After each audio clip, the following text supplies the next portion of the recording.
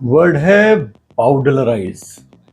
एक Thomas बाउडलर sir थे, physician थे। उन्होंने क्या किया कि शेक्सपियर के जितने भी वर्क्स थे उनको उन्होंने रीपब्लिश किया। बस उसमें से वो सब कुछ हटा दिया जो उन्हें लगा कि वो बच्चों के लिए अप्रोप्रिएट नहीं है।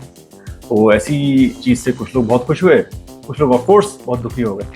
तो जो दुखी हो गए उन्होंने एक उसको जो टर्म दिया बाउडलराइज, उसको इस तरह से यूज किया जैसे एक्सपर्गेट। एक्सपर्गेट माने कि कोई चीज वहां से जबरदस्ती हटा दी गई है। तो बाउडलराइज बोला मुझसे जा नहीं रहा, लेकिन है यही। डेली डेली नए वर्ड कहाँ से लाते हैं सर? फिर वही बात, कहाँ से लाते हैं, काम करो यार अपने। ब्लैकमेल। ब्लैकमेल की हिस्ट्री बड़ी इंटरेस्टिंग है। अर्ली स्कॉटिश डायलेक्ट में अगर आप रेंट की बात करते हो तो रेंट वाज कॉल्ड मेल। और इनफैक्ट अभी भी स्कॉटलैंड में बहुत सारी जगह पे जो टेनेंट्स होते हैं उनको मेलर कहा जाता है। लेकिन इंग्लैंड में क्या हो रखा था कि कुछ जो थे अपने रॉबिनहुड टाइप्स, वो लूटपाट करते थे, और लूटपाट से बचने के लिए फार्मर्स उनको कुछ रेंट दिया करते थे, which was obviously called the black rent. तो वैसे बना वो ब्लैक मेलर। सिल्वर में देंगे तो वाइट मेल था, और अगर कैटल में देंगे तो वो ब्लैक मेल था। व्हाट्सएप पे अननोन नंबर से कॉल उठाइएगा नहीं सर।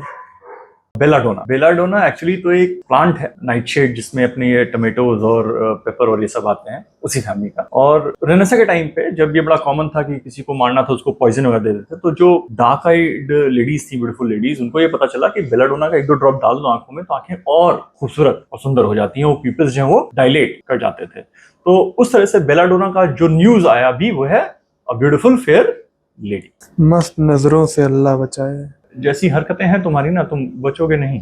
एंथोलॉजी क्या है कि एंथोलॉजिया एक ग्रीक टर्म है, वहां से निकाला इन्होंने, जिसको हम कहते थे गैदरिंग फ्लावर्स। कैसे बना? इसमें एंथोस जो वर्ड है वो है फ्लावर्स के लिए, और लीगो है गैदर करने के लिए। अब इसको कैसे यूज करते हैं हम लोग? एंथोलॉजी में क्या होता है कि अलग अलग राइटर्स अपना आर्टिकल लिखते हैं या स्टोरी लिखते हैं, उसको एक साथ एक किताब में छाप देते हैं। उस किताब को हम कहते हैं anthology, a bouquet of literary flowers. जैसे राहुल द्रविड़ की जो एंथोलॉजी है उसका नाम है टाइमलेस स्टील। तो देखिएगा उसमें बहुत सारे अलग अलग राइटर्स ने उनके ऊपर लिखा हुआ है, उनकी वाइफ ने भी आर्टिकल लिखा हुआ है। राहुल द्रविड़ टुक टुक करके खेलते थे सर। तुम तो बड़े सने जसूरिया हो, टुक टुक करके खेलते थे। एम्बल। एम्बल का मतलब होता है to walk at an easy pace, मतलब आराम से, इसे हम चलना कहते हैं। एम्बुलो का मतलब वॉक होता है। जैसे आप एम्बुलेंस में भी अगर आप देखें तो एक्चुअली फ्रेंच ने इसको कुछ मेंशन किया था, ऑपिताल एम्बुलेंट, मतलब चलता फिरता अस्पताल। इंग्लिश ने ऑब्वियसली फिर उसमें से चलता फिरता अस्पताल में से अस्पताल हटा दिया और केवल एम्बुलेंस रखा। So amble, to walk at an easy pace. Sir smart watch लिए थे कि 10,000 स्टेप काउंट करेंगे, चले 39 ही आप। तुम वॉच भी चेक कर रहे हो मेरा?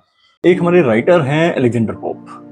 तो पोप सर और इन्होंने गे एंड स्विफ्ट, इन लोगों ने बैठ कर डिसाइड किया कि यार इनके टाइम का जो सबसे घटिया लिटरेचर होगा ना, उसकी ये पैरोडी बनाएंगे। तो अब उसके लिए इस चीज के लिए एक वर्ड ढूंढा गया। तो पोप सर को वर्ड मिला, अलेक्जेंडर पोप मतलब, उनको एक वर्ड मिला ग्रीक लैंग्वेज में, बेथॉस। तो बेथॉस का जो लिटरल मीनिंग था वो था डेप्थ, गहराई। तो जो इनके इनके हिसाब से जो वर्ड बैठा वो है कि कोई बड़ा बढ़िया काम चल रहा है एंड सडनली उसको टक गिरा दिया, डेप्थ्स। तो फ्रॉम सबलाइम टू रिडिकुलस, उसका जो वर्ड उसके लिए जो निकाला, दैट वाज बेथॉस। जैसे पठान। पठान? यार पठान सबलाइम कब थी जब वो डेप्थ में जाएगी? पठान। असैसिन्स। सम 800 ईयर्स अगो एक बंदा था, उसको कहते थे the old man of the mountains. US की बात है। और वो कहा जाता है कि वो हेड था, जो पहला वर्जन था मर्डरर्स इनकॉर्पोरेशन का। तो उसके जो फॉलोअर्स थे वो क्या करते थे कि जो क्रिश्चियन क्रूसेडर्स जाते थे होली लैंड को, उनको मार देते थे। और इस चीज़ के लिए वो क्या करते थे कि अपने आप को बिल्कुल पंप अप करने के लिए, नशा करने के लिए हशीश चू करते थे। और इंडिया में फोक है कि भाई जो लोग ये हशीश चबाते थे उनको हशैशियंस कहा जाता था। और हशैशियंस और वहाँ जो था वो मर्डर, उन दोनों को मिला के फिर ये फाइनल वर्ड बना असैसिन्स, जिसका मतलब जो है कि the person is a murderer. ये पिक्चर भी असैसिन्स बहुत बढ़िया सी। सर गांजा लीगलाइज कर देना चाहिए।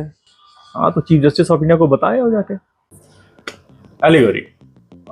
इसमें ALLOS, एलॉस, इसका मतलब होता है समथिंग एल्स, मतलब कुछ और। और अगोरिया का मतलब होता है डिस्कोर्स, बेसिकली कुछ कहना बोलना ऐसे। अब इन्होंने क्या किया है कि जैसे एथेंस में अगर किसी सिटीजन को पब्लिक सिस्टम की कुछ बुराई या क्रिटिसिज्म करना होता था तो सीधे तो बोल नहीं सकते, तो क्या करता था ना कि इस तरह से अपनी स्पीच बनाता था कि साफ पता चल रहा है किसके बारे में बोल रहा है, लेकिन वो सीधा नहीं बोल रहा है। तो दैट इज एलिगोरी, जो है इनडायरेक्ट वे में चीजों को बोलना। अगर आप सिस्टम को क्रिटिसाइज करना चाहते हैं तो सीधे तो नहीं कर सकते, जेल हो जाएगा, तो क्या करेंगे, एलिगोरी यूज करेंगे, समझे? आपको कैसे पता? हमको क्या, हम पढ़ते हैं इसलिए पता है, कहीं पढ़े वढ़े हो जीवन में? अरे नॉर्मल बता दीजिए। क्रवाट बेसिकली स्कार्फ होता है। हुआ क्या था कि 17वीं सेंचुरी में क्रोशियंस जो हैं वो फ्रांस पहुंचे थे। ये क्रोशियंस से गले में एक लिनन स्कार्फ बांधते थे, तो वो बहुत पॉपुलर हो गया फ्रेंच मेन एंड वुमेन में। तो उन्होंने जल्दी जल्दी लिनन और वगैरह के लंबे लंबे फ्लोइंग स्कार्फ बनाए और पहनने शुरू कर दिए। और चूंकि फ्रेंच थे तो उन्होंने इसको टर्म दिया क्रेवाटस, जो सिंपली इसका क्रेवाटस का मतलब होता था क्रोशियंस। तो स्कार्फ है दैट इज क्रेवाट, क्रोशियन से शुरू हुआ। सर जग्गू दादा पहनते हैं? मेरा बच्चा है तो अब वर्ड आया है क्लीशे। क्लीशे जो था वो एक टेक्निकल टर्म था फॉर समथिंग कॉल्ड स्टीरियोटाइप। अब स्टीरियोटाइप क्या था कि it was a metallic plate which was used in printing industry. तो अब ये दोनों वर्ड्स, इनका एसोसिएशन क्या है कि they are coming from something that is cast in metal. अब आप किसी चीज को मेटल में कास्ट कर दोगे ना, उसको बदला नहीं आ सकता। तो अब क्या क्या हो गया ना, cliche happens to be one of the synonyms of words like hackneyed, banal, unoriginal. क्या हो रहा है ना कि कुल मिला के इसमें कुछ भी ओरिजिनल नहीं है। जैसे हर कोई बोलता है कि हमारा चैनल डिफरेंट है, तो हम भी बोलते हैं हमारा चैनल ओरिजिनल है। डिफरेंट तो है सर।